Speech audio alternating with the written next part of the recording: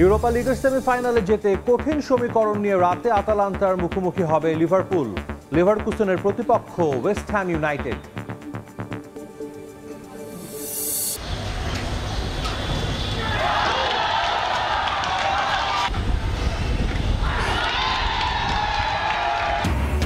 বিপিএলে শরীফুল তাসকিন ঝড়ে উড়ে গেল শেখ জামাল। ৮৮ রানে অল আউট সোহানের দল। ধানমন্ডি ডার্বিতে ১০ উইকেটে জয় শিরোপার আরও কাছে আবাহনী। এবং যত্ন নেওয়া হয় না বলেই আইপিএলে এনওসি মেলেনি তাসকিনের। খোঁড়া যুক্তি বিসিবির। ঢাকা এক্সপ্রেসের প্রতি দ্বিমুখী নীতিতে আবাহনীর প্রভাব থাকার গুঞ্জন।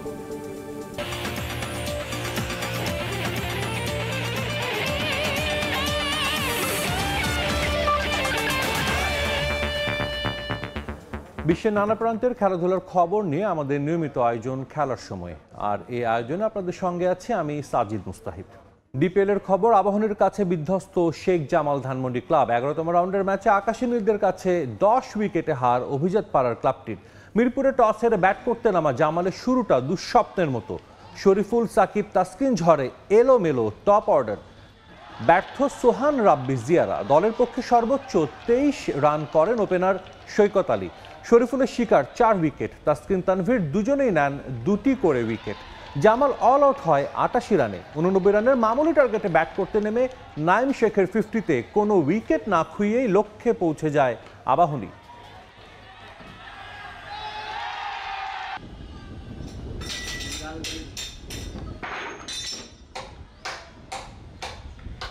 এই মুহূর্তে মিরপুরে আছেন রিপোর্টার মাহবুব রিমন। ডিপিএল এর সবশেষ খবর জানতে সরাসরি যাচ্ছি তার কাছে। প্রবল প্রতিপক্ষকে বোধহয় এভাবে গুড়িয়ে দিতে হয়। পয়েন্ট টেবিলের ১ আর ২ এর লড়াই। অনেকেই ভেবেছিল এই ম্যাচটা হাই ভোল্টেজ হবে, অন্তত পয়েন্ট টেবিল কিন্তু তাই বলছিল, কিন্তু বাস্তবতা হচ্ছে মোটে ৬২ বলেই কিন্তু মোটে ৬৮ বলেই খেলা শেষ করে দিল আবাহনী লিমিটেড। এবং শেখ জামালের সঙ্গে তাদের যে একটা অসম পার্থক্য, সে অসম পার্থক্য কিন্তু চোখে আঙুল দিয়ে প্রমাণ করে দিল। তবে বলছিলাম যে পুরো টুর্নামেন্ট জুড়ে কিন্তু ইনফর্ম নাইম শেখ। এই ম্যাচেও তিনি 50 দেখা পেয়েছিলেন। এনামুল হক বিজয় দুজনে আনবিটেন ছিলেন, কিন্তু এই গল্পের আগেও শুরুর পটভূমিটা কিন্তু পুরোটাই আবাহনীর বোলারদের। এবং মোটে ৮৮ রানে যে শেখ জামাল ধানমন্ডি ক্লাবকে তারা অল আউট করে দিয়েছে, মূল কৃতিত্বটা কিন্তু শরীফুলের দখলে। জানেন যে শ্রীলঙ্কার বিপক্ষে সিরিজ শেষেই আবাহনীর ডাগ আউটে ফিরে শরীফুল কিন্তু দুর্দান্ত খেলেছেন। তাসকিন আহমেদ ইনজুরির কারণে বেশ কিছুটা সময় মাঠের বাইরে ছিলেন, তিনিও আজকে খেলেছেন। শরীফুল ৪টা উইকেট নিয়েছেন, তাসকিন 2টো উইকেট নিয়েছেন। এছাড়াও স্পিনার তানভীর ইসলাম, তিনিও 2টো উইকেট নিয়েছেন এবং একটা উইকেট কিন্তু নিয়েছেন তানজিম সাকিব। কয়েকদিন আগে কিন্তু খালেদ মাহমুদ সুজন, আবাহনীর যিনি কোচ, তিনি কিনা নাজমুল হাসান শান্তকে বলেছিলেন যে বাংলাদেশ জাতীয় দলের চাইতেও আবাহনী দলটা অনেক বেশি শক্তিশালী। অন্তত এবারে ঢাকা প্রিমিয়ার লিগের এখন পর্যন্ত যে পারফরমেন্স, অর্থাৎ 11তে 11 ম্যাচ খেলেছে তারা, 11টা ম্যাচে জিতেছে। একমাত্র সিটি ক্লাবের বিপক্ষে ম্যাচটা বাদ দিলে অন্য কোনো দলই কিন্তু আবাহনীর সামনে দাঁড়াতে পারেনি। অর্থাৎ 22 পয়েন্ট ইতোমধ্যে আবাহনীর, পরবর্তীতে যারা তারা 16 পয়েন্ট নিয়ে রয়েছে। শেখ জামাল, বোঝাই যাচ্ছে যে আবাহনীর যে শিরোপা ধরে রাখাটা প্রায় নিশ্চিত। সুপার 6-এর যে 5টা ম্যাচ হবে, সেই 5টা ম্যাচে যদি তারা 2টো ম্যাচ জিতে তাহলে কিন্তু তাদের একেবারে নিশ্চিত হয়ে যাবে শতভাগ। তবে এখন কাগজে কলমে যেটা বলছে আবাহনীর শিরোপা ঢাকা প্রিমিয়ার লিগের নিশ্চিত। তো এই ছিল আমার কাছে মিরপুরের শেরেই বাংলা জাতীয় ক্রিকেটের স্টেডিয়াম থেকে আবাহনী এবং শেখ জামাল ম্যাচের সবশেষ আপডেট। মিরপুর থেকে আমাদের সঙ্গে যুক্ত হয়েছিলেন সহকর্মী মাহবুব রিমন। এবার অন্য প্রসঙ্গ, আইপিএল থেকে মোস্তাফিজের কিছু শেখার নেই, সেখানকার ক্রিকেটাররাই তার কাছ থেকে শিখবে। জিম্বাবুয়ে সিরিজের পরিবর্তে পুরো আইপিএলে এই পেসারকে খেলার অনুমতি দেওয়া উচিত। আকরাম খানের এমন মন্তব্যের পাল্টা বক্তব্য দিয়েছেন জালাল ইউনুস।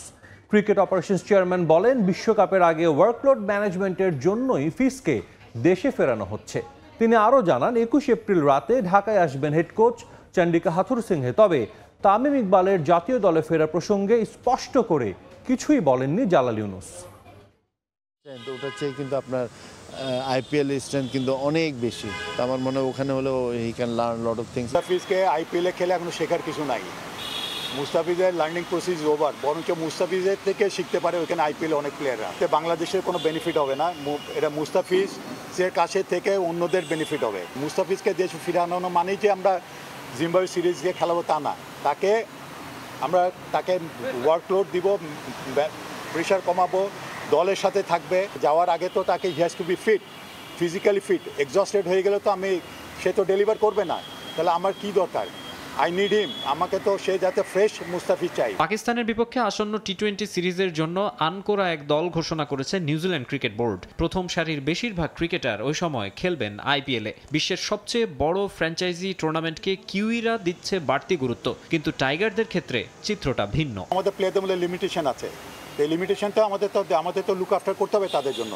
তো আমরা যত তাদের যাতে ওয়ার্কলোড যাতে তাদের ওইভাবে দিতে পারি সেইভাবে চিন্তা করতে পাঠাতে হবে। আমরা যে নিউজিল্যান্ড দিয়েছে বলে যে আমাদেরও সব পাঠাই দিতে হবে, এটা কি এটা কি কোনো ম্যান্ডেটরি কিনা? সম্প্রতি দেশের একটি গণমাধ্যমে খবর বের হয় বাংলাদেশ দলে আর ফিরতে চান না হেড কোচ চান্ডিকা হাথুরুসিংহে। তবে এ খবরকে গুজব বলে উড়িয়ে দিয়েছে বিসিবি। আসন্ন জিম্বাবুয়ে সিরিজে হাথুরুর পাশাপাশি দায়িত্ব পালন করবেন নতুন স্পিন বোলিং কোচ মুশতাক আহমেদও। আমাদের হেড কোচ আসবেন 21 তারিখে রাত্রেবেলায়, 22 তারিখ থেকে মোস্ট অফ দ্য কোচেস 22-23 তারিখের মধ্যে they will be available. Zimbabwe সিরিজের আগে আমাদের নতুন যে একজন কোচ আমরা স্পিন বোলিং কোচ দেখেছেন মুশতাক আহমেদ আসার কথা। মুশতাক আহমেদ আমাদের থাকা অবস্থাতে স্পিনার হান্টটা যদি করতে পারি আমাদের জন্য খুবই ভালো হবে। এদিকে তামিম ইকবালের আন্তর্জাতিক ক্যারিয়ার নিয়ে নানা মহলে নানা কথা। অনেকদিন ধরেই শোনা যাচ্ছে জাতীয় দলে ফিরতে নাকি শর্ত দিয়েছেন তামিম। সোমবার অধিনায়ক নাজমুল হোসেন শান্ত আর ক্রিকেট অপারেশনস চেয়ারম্যান জালাল ইউনুসের সঙ্গে মিটিংও করেছেন তিনি। কি কথা হলো সাবেক অধিনায়কের সঙ্গে? তামিম ইকবাল নিশ্চয়ই তার কোনো ক্রিকেট প্ল্যান নিয়ে আমাদের সাথে আলাপ করেছে। কি আলাপ করেছে এটা তো এখন আমি আপনাদের বলতে পারছি না। 4-5 দিনের মধ্যেই ঢাকায় আসার কথা সব বিদেশি কোচের। ফিটনেস ক্যাম্পও শুরু হবে শিগগিরই। তবে শুরু থেকেই যুক্তরাষ্ট্রে অবস্থানরত সাকিব আল হাসানকে ক্যাম্পে পাওয়া যাবে কিনা তা নিয়ে রয়েছে ধোঁয়াশা। মাকসুম আলম খান, সময় সংবাদ, ঢাকা। তাসকিন আহমেদের আইপিএল অনাপত্তিপত্র না দেওয়ার ব্যাপারে অদ্ভুত যুক্তি বিসিবির। 4 দিনের ব্যবধানে 4 ওভার বল করায় ঝুঁকি থাকলেও স্লো পিচ আর অসহনীয় গরমে 10 ওভারের স্পেল নিয়ে নির্ভার নীতি নির্ধারকরা, যেখানে রিকভারি সেশনেই পার হয়ে যাচ্ছে 2 দিনের বিরতি। যদিও বিসিবির দাবি ফিজিও ডিপার্টমেন্টের তত্ত্বাবধানে আছেন ঢাকা এক্সপ্রেস। তবে ভেতরের খবর, তাসকিনের প্রতি এমন দ্বিমুখী নীতিতে প্রভাব আছে আবাহনী ক্লাবের। খালি খেলালেই হবে না যে তাকে পাঠাই দিলাম আইপিএল, না তা না, আমাদের তো তারও তো লোড দেখতে হবে। লোড সামলাতে 20 ওভারের পরিবর্তে 50 ওভারের ক্রিকেট খেলানো হচ্ছে তাসকিনকে। বিসিবির এমন অদ্ভুত প্রয়াস হয়তো আপনাকে অবাক করবে। হয়তো দেশের ক্রিকেট নীতি নির্ধারকদের ক্রিকেট নিয়ে ভাবনার পরিধি কতটা সমৃদ্ধ সেটা নিয়েও নতুন করে ভাববেন। আইপিএলের এনওসি পেলে কয় ম্যাচে তাসকিন একাদশে জায়গা পেতেন সেটা তর্ক সাপেক্ষ। আর তা পেলেও 4 দিনের ব্যবধানে মাত্র 4 ওভারেই স্পেল শেষ হতো। পাশাপাশি দলগুলোর তারকা সমৃদ্ধ কোচিং স্টাফ আর প্রতিযোগিতামূলক ক্রিকেটের অভিজ্ঞতায় নিজেকে আরও সমৃদ্ধ করতে পারতেন ঢাকা এক্সপ্রেস। যদিও বিসিবির ভাবনা বিদেশি ফ্রাঞ্চাইজি লিগে যত্ন নেওয়া হয় না তেমনটা। আইপিএলে গেলে কিন্তু তাদের 100% তাদের থেকে বের করে নিবে তাদের পারফরমেন্স। সেই জায়গায় যদি মুস্তাফিজের মতো, আমরা মুস্তাফিজ যখন ইনজুরি হয়েছিল এইখান থেকে খেলে গিয়ে কাউন্টি ক্রিকেটে গিয়েছিল, এই লোডটা কিন্তু নিতে গিয়ে মুস্তাফিজকে আমরা 1.5 বছর পাই নাই, এবং সেই এফেক্টটা কিন্তু মুস্তাফিজ মতো রয়ে গেছে। কিন্তু আমরা সেম অবস্থা তাসকিনের হোক আমরা চাই না। আইপিএলে অযত্নে থাকলেও ঢাকা প্রিমিয়ার লিগ নিয়ে বেশ আত্মবিশ্বাসী ক্রিকপস, যেখানে মন্থর উইকেটে প্রায় 40 ডিগ্রি সেলসিয়াস গরমে 10 ওভারের বোলিং স্পেল চোটের শঙ্কা তীব্র করে। পাশাপাশি ডিপিএলের প্রতি ম্যাচের আগে মাত্র 2 দিনের বিরতিতে সুযোগ থাকে না প্রস্তুতিরও, বরং আগের ম্যাচের ধকল কাটানোর আগেই আরও একটি ওয়ানডে খেলতে হচ্ছে ঢাকা এক্সপ্রেসকে। এখানেও অবশ্য আছে বিসিবির খোঁড়া যুক্তি। সে বলছে ইজ ফিলিং বেটার, যেটা শুনলাম আর কি, আমি তাসকিনকে শুনেছি ইজ ডুইং অল রাইট। এবং আমাদের ক্রিকেট বোর্ড থেকে ফিজিও ডিপার্টমেন্ট থেকে বলা আছে যদি এদের যারা আছে স্পেশালি ফাস্ট বোলারদের যদি ইফ দে ফিল কোনো ধরনের কোনো আনইজি ফিল করলে যাতে রিপোর্ট করা হয় এবং সাথে সাথে তাদের ওখান থেকে উইথড্র করানো। অবশ্য আবাহনীর খেলোয়াড় না হলে হয়তো প্রেক্ষাপটটা ভিন্ন হতো তাসকিনের জন্য। ক্রিকেট বোর্ডে ক্লাব কর্তাদের আধিপত্য কাজে লাগিয়ে বাড়তি সুবিধা নেয় আকাশী নীল শিবির। এটা তো স্রেফ বিদেশি লিগ। জাতীয় দলের খেলার সময়ও আবাহনীর ক্রিকেটার নিয়ে বোর্ডের ভিন্ন নীতির দেখা পাওয়া যায় প্রায় প্রতিনিয়ত। ডিপিএল জিততে মরিয়া ক্লাবটি সুপার লিগের পরিকল্পনা করছে ঢাকা এক্সপ্রেসকে ঘিরে। তাসকিন তো খেলেছে, লাস্ট ম্যাচও খেলেছে, আমরা তো আশা করি আগামীকালকের ম্যাচও খেলবে। বাট আমরা আশা করি যে সে যদি এই ম্যাচটা না খেলতে পারে তাহলে সে সুপার লিগ অবশ্যই খেলবে। টি-20 বিশ্বকাপের আগে টানা ওয়ানডের মধ্যে থাকায় তাসকিন কিভাবে প্রস্তুতি নেবেন সেটাও হয়তো নতুন করে প্রশ্ন তুলবে। সাব্বির মিথুন, সময় সংবাদ। 2022 সালের বর্ষসেরা ক্রীড়াবিদ নির্বাচিত হয়েছেন বাংলাদেশ নারী ফুটবল দলের সাফ জয়ী অধিনায়ক সাবিনা খাতুন। আর 2023 সালের বর্ষসেরার পুরস্কার জিতেছেন এশিয়ান ইনডোর অ্যাথলেটিক্সে স্বর্ণ জেতা ইমরানুর রহমান। সিটি গ্রুপ ও একটি জাতীয় দৈনিকের যৌথ উদ্যোগে দেয়া হয় এ পুরস্কার। অনুষ্ঠানে বাফুফে সভাপতি কাজী সালাউদ্দিনের হাতে তুলে দেয়া হয় আজীবন সম্মাননা। এছাড়াও পুরস্কার পেয়েছেন টাইগার অধিনায়ক নাজমুল হোসেন শান্ত ও মেহেদী হাসান মিরাজ। একই ছাদের নিচে এক ঝাঁক তারকা, এ যেন বাংলাদেশ ক্রীড়াঙ্গনের মিলন মেলা। ক্রিকেট ফুটবল থেকে শুরু করে ক্রীড়াঙ্গনের বিভিন্ন তারকাদের একই মঞ্চে দেখার সৌভাগ্য খুব কমই মেলে। তবে সিটি গ্রুপের পৃষ্ঠপোষকতায় এবং একটি জাতীয় দৈনিক পত্রিকার আয়োজনে ক্রীড়া পুরস্কার অনুষ্ঠানে এমন দৃশ্যের দেখা পাওয়া গেল। 2021 সাল পর্যন্ত নিয়মিত এই অনুষ্ঠানের আয়োজন করা হলেও 2022 সালে তা আলোর মুখ দেখেনি। তাই এবছর একই সঙ্গে 2 বছরের ক্রীড়াবিদদের পুরস্কার দেওয়া হয়। পারফরমেন্সের উপর ভিত্তি করে 2022 ও 2023 2 বছরের মোট 12 জন ক্রীড়াবিদদের হাতে তুলে দেওয়া হয় অর্থ ও সম্মাননা পুরস্কার। 2022 সালের বর্ষসেরা ক্রীড়াবিদ নির্বাচিত হয়েছেন নারী সাবজয়ী অধিনায়ক সাবিনা খাতুন। গেল বছরের বর্ষসেরা পুরস্কার উঠেছে এশিয়ান ইনডোর অ্যাথলেটিক্সের 60 মিটার স্প্রিন্টে সোনা জেতা ইমরানুরের হাতে। এমন অর্জনে ভালো করার অনুপ্রেরণা বেড়েছে বলে জানান তারা। সারা বছর পরিশ্রমের পরে যখন এমন সাফল্য পাই, এমন বাহবা পাই, এটা আসলে অন্যভাবে একটা অনুপ্রেরণা যোগায়। আমার ফুটবল ক্যারিয়ারে হচ্ছে এটা সবথেকে বড় অর্জন, এবং এটা আমি যখনই দেখি তখনই হচ্ছে আমার আমার অন্যরকম একটা ফিলিংস কাজ করে। Amazing feeling, really great athletes, great sports people who were nominated. Everyone deserves to win, but I'm proud. Award পেলে তো ভালোই লাগে। অনেক দিনের অপেক্ষা ছিল।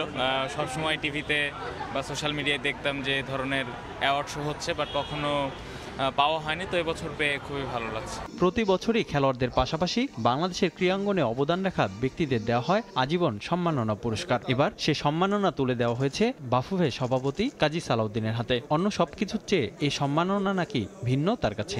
স্পেশাল পুরস্কার, এবং স্পেশাল পুরস্কারটা পেলে ন্যাচারালি ভালো লাগে। এটা তো ধরেন একদিনে আসেনি, এটা ধরেন আমার ক্যারিয়ার হলো প্রায় প্লেয়িং ক্যারিয়ার হলো 15-16 বছর, এবং টোটাল ক্যারিয়ার হলো 50 বছরের। অবশ্যই এটা খুব ভালো লাগে। ক্রীড়াবিদরা ছাড়াও অনুষ্ঠানে উপস্থিত ছিলেন পৃষ্ঠপোষক প্রতিষ্ঠান সিটি গ্রুপের মার্কেটিং বিভাগের প্রধান নির্বাহী জাফর উদ্দিন সিদ্দিকী। ফাতুল ইসলাম মিরন। ভারত পাকিস্তানের সমর্থকদের জন্য দুঃসংবাদ। রাজনৈতিক বৈরী সম্পর্কের কারণে আগামীতে এই দুই দেশের বাইরে এশিয়া কাপ আয়োজনের সিদ্ধান্ত নিতে যাচ্ছে এশিয়ান ক্রিকেট কাউন্সিল। এমন খবরে এশিয়া কাপ আয়োজনের সুযোগ বাড়ছে বাংলাদেশ, শ্রীলঙ্কা, সংযুক্ত আরব আমিরাত ও ওমানের মতো দেশগুলোর। আগামী মাসে 4 থেকে 8 বছরের জন্য এশিয়া কাপের সম্প্রচার স্বত্ব নিয়ে বিড করার পরিকল্পনা করছে Asian cricket council. Bharat Pakistan রাজনৈতিক বৈরিতার কারণে গেল কয়েক বছরে এশিয়া কাপ পরিণত হয় সার্কাসে। সবশেষ আসর নিয়েও কম জল ঘোলা হয়নি। আয়োজক পাকিস্তান হওয়ায় সেখানে যেতে আপত্তি জানায় ভারত। অনিশ্চয়তায় পড়ে যায় এশিয়া কাপের ভবিষ্যৎ। কোনো উপায় না পেয়ে হাইব্রিড মডেলে আয়োজন করা হয় এশিয়ার ক্রিকেটের শ্রেষ্ঠত্বের আসর। পাকিস্তানের পাশাপাশি শ্রীলঙ্কাতেও আয়োজন করা হয় এশিয়া কাপের ম্যাচ। দুই দেশের রাজনৈতিক জটিলতার প্রভাবে এশিয়া কাপ ছাড়াও বন্ধ আছে দুদেশের দ্বিপাক্ষিক সিরিজও। আইসিসির ইভেন্ট ছাড়া দুদলের হাই ভোল্টেজ দ্বৈরথ দেখার সুযোগ হয় না সমর্থকদের। আগামী বছর পাকিস্তানে হওয়ার কথা রয়েছে চ্যাম্পিয়ন্স ট্রফির। এ আসরে অংশ নেয়ার সবুজ সংকেত পেয়েই গেল বছর ওয়ানডে বিশ্বকাপ খেলতে ভারতে গিয়েছিল পাকিস্তান। তবে এরই মধ্যে চ্যাম্পিয়ন্স ট্রফি খেলতে ভারতের পাকিস্তানে যাওয়া নিয়েও শুরু হয়েছে নতুন নাটক। দুই দেশের রাজনৈতিক বৈরিতার বলি হচ্ছে ক্রিকেট। ভবিষ্যতে এমন অনাকাঙ্ক্ষিত পরিস্থিতি আর চায় না এশিয়ান ক্রিকেট কাউন্সিল। জটিলতা এড়াতে নতুন পরিকল্পনা করছে এসিসি। আগামীতে এশিয়া কাপের স্বাগতিক হিসেবে রাখা হবে না ভারত পাকিস্তানকে। এ দুই দেশ আয়োজক না হলে থাকবে না কোনো জটিলতা। ভারত পাকিস্তানকে আয়োজকের তালিকা থেকে বাদ দেয়ায় কপাল খুলছে বাংলাদেশ, শ্রীলঙ্কা, সংযুক্ত আরব আমিরাত ও ওমানের মতো দেশের। আগামী মাসে 4 থেকে 8 বছরের জন্য এশিয়া কাপের মিডিয়া সত্ত্ব নিয়ে বিড করার পরিকল্পনা করছে এসিসি। সেখান থেকে আয়োজক নির্ধারণ নিয়ে সিদ্ধান্ত নেওয়া হবে। আগামী জুলাইয়ের মধ্যেই এই প্রক্রিয়া শেষ করতে চায় এসিসি। এর মধ্যে নতুন সিদ্ধান্তের ইতিবাচক ও নেতিবাচক দিকগুলো নিয়ে এসিসি কর্মকর্তারা ভারতীয় সম্প্রচারকারী প্রতিষ্ঠানগুলোর সঙ্গে আলোচনা করবেন। আলাপ আলোচনার পরেই নেওয়া হবে চূড়ান্ত সিদ্ধান্ত। এদিকে এশিয়া কাপ নিয়ে বাংলাদেশের ক্ষেত্রে খুলেছে নতুন সম্ভাবনার দ্বার। বাংলাদেশ ক্রিকেট বোর্ড যদি বিডে অংশ নেয় তবে আগামী আসরে একক আয়োজন হতে পারবে তারা। পারভিন আক্তার, সময় সংবাদ। আইপিএলের আগে মুস্তাফিজুর রহমানকে ঠিকভাবে চিনতেন না, তবে চেন্নাই সুপার কিংসের হয়ে খেলায় এখন ফিজের সঙ্গে ভালো সম্পর্ক লঙ্কান পেসার মাথিসা পাথিরানার। সতীর্থ মুস্তাফিজুর রহমানকে প্রশংসায় ভাসান নিউ মালিঙ্গা খ্যাত এই পেসার। ফ্যানদের নিয়ে আয়োজিত চেন্নাই সুপার কিংসের এক অনুষ্ঠানে এমন মন্তব্য করেন পাথিরানা।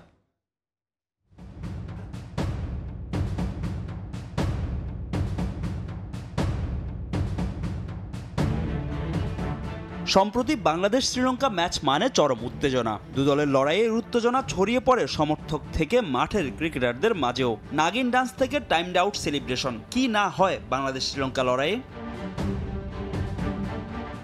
শুরুটা হয়েছিল নিধাস ট্রফিতে নাগিন ডান্স দিয়ে, এরপর বিশ্বকাপে অ্যাঞ্জেলা ম্যাথিউসের টাইম আউট কাণ্ড নিয়ে দু দলের খেলোয়াড়দের মাঝে কথার লড়াইও জমে উঠেছিল বেশ।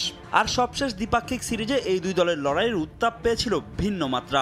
টি-20 সিরিজ জিতে টাইমড আউট সেলিব্রেশন করে লঙ্কানরা, সে জবাবে ওয়ানডে সিরিজ শেষে টাইমড আউট সেলিব্রেশন করেন মুশফিকুর রহিম। সেই সিরিজে লঙ্কান শিবিরে ছিলেন পেসার মাথিসা পাথিরানা, বাংলাদেশের হয়ে খেলেছিলেন মুস্তাফিজুর রহমান।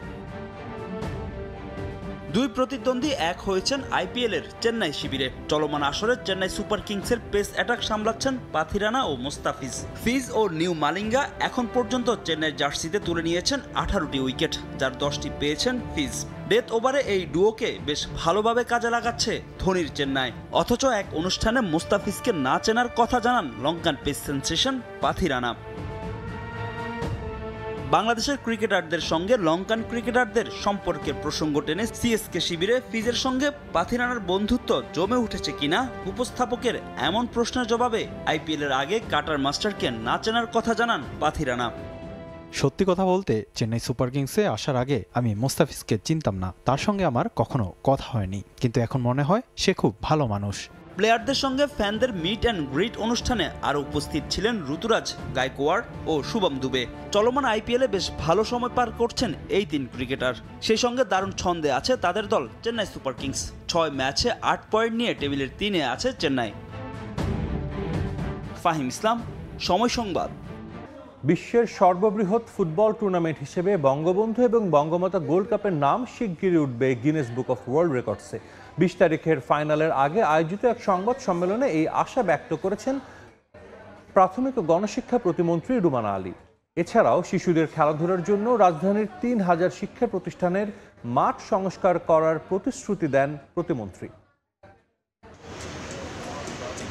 বঙ্গবন্ধু এবং বঙ্গমাতা গোল্ড কাপ প্রাথমিক বিদ্যালয় ফুটবল টুর্নামেন্টের ফাইনাল আর দুদিন বাদেই। তার আগে সে ম্যাচকে ঘিরে চলছে নানা আয়োজন। 2010 সাল থেকে বঙ্গবন্ধু গোল্ড কাপ ও 2011 সাল থেকে Bangamata Sheikh Fazilatunnesa Mujib gold cup football tournament ধারাবাহিকভাবে আয়োজন করা হচ্ছে। এই বঙ্গমাতা গোল্ড কাপ থেকে উঠে এসেছেন এমন 5 ফুটবলার যারা পরবর্তীতে অংশ নেন সাফ উইমেন্স চ্যাম্পিয়নশিপ 2022-এ এবং অর্জন করেন সাফ জয়ের কৃতিত্ব। তাই এই টুর্নামেন্টটা বরাবরই গুরুত্বপূর্ণ ফুটবল ফেডারেশন এবং গণশিক্ষা মন্ত্রণালয়ের কাছে। 2023 সালে আয়োজিত হওয়া এই টুর্নামেন্টে সারা দেশ থেকে 65,354টি স্কুলের 22,22,036 জন শিক্ষার্থী অংশগ্রহণ করেন, যা এই টুর্নামেন্টকে বিশ্বের সর্ববৃহৎ ফুটবল টুর্নামেন্টে পরিণত করেছে। দেশের এমন কৃতিত্ব ও গৌরব সহসাই গিনেস বুকে স্থান করে নেবে বলে আশাবাদী প্রাথমিক ও গণশিক্ষা প্রতিমন্ত্রী। 22,22,000 শিশু অংশগ্রহণ করেছে, তো এটা একটা অনেক বড় খেলা। এশিয়া মহাদেশে সবচেয়ে বড় খেলা হিসেবে নির্বাচিত হয়েছে এবং বড় টুর্নামেন্ট হিসেবে আছে এখন পর্যন্ত। এর চাইতে বড় টুর্নামেন্ট আর একটিও হয়নি এখনো। তো ওয়ার্ল্ডের সবচেয়ে বড় খেলাই হচ্ছে আসলে এটি। টুর্নামেন্টটিকে নিয়ে যেটা আমাদের প্ল্যান সেটা হচ্ছে আমরা যাতে গ্রিনিস ওয়ার্ল্ড বুকে আমরা নাম লেখাতে পারি। দেশের প্রায় বেশিরভাগ শিক্ষা প্রতিষ্ঠানে শিক্ষার্থীদের খেলার জন্য নেই ভালো মাঠ। এই মাঠ সংস্কার করার জন্য ইতিমধ্যে পরিকল্পনা নিয়েছে মন্ত্রণালয়। রাজধানীতে 3000 শিক্ষা প্রতিষ্ঠানের মাঠ সংস্কার করে দেওয়ার প্রতিশ্রুতি দিলেন প্রতিমন্ত্রী। 3000 মাঠ আমরা প্রস্তুত করার জন্য খেলার জন্য তৈরি করতে যাচ্ছি সামনের দিকে, এগুলো আমাদের পরিকল্পনায় আছে। রাজধানীর আর্মি স্টেডিয়ামে অনুষ্ঠিত হবে এবারের আসরের ফাইনাল ম্যাচ, যেখানে প্রধান অতিথি হিসেবে উপস্থিত থাকবেন প্রধানমন্ত্রী শেখ হাসিনা।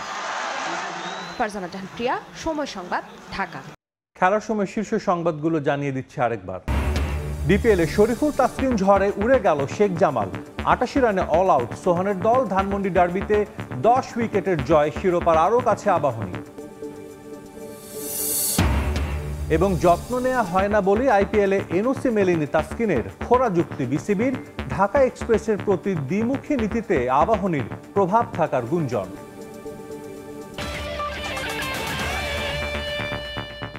এই ছিল খেলার সময়ের এখনকার আয়োজন। দুপুরের সময়ের সঙ্গে থাকবেন আফরোজা মৌটুসী। ধন্যবাদ সাজিদ। দুপুরের সময় নিয়ে ফিরছি কিছুক্ষণ পর, সঙ্গেই থাকুন সময়ের।